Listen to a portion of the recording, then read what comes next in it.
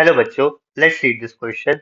The question says a particle is projected at an angle theta from the horizontal with kinetic energy K.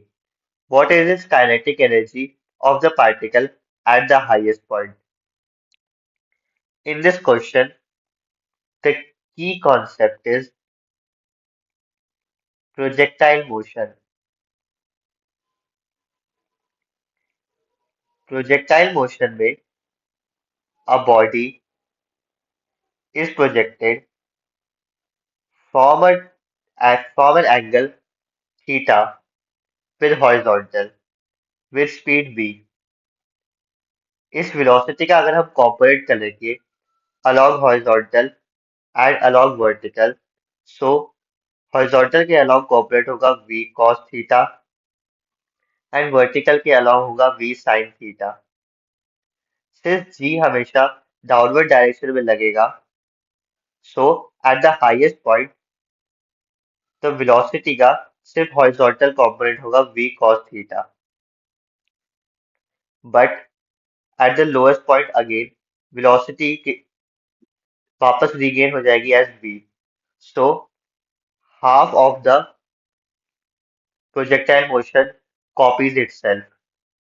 Now coming on to the question, इस question में हमें given है that the a particle is projected at an angle theta with a horizontal from the horizontal with kinetic energy k.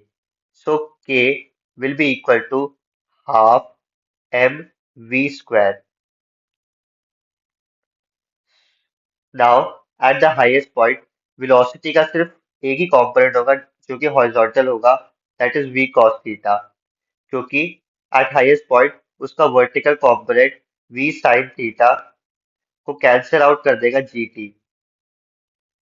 So v net will be equal to v sin theta minus gt, and at highest point v sin theta minus gt equal हो जाता है और vertical component zero के equal होगा.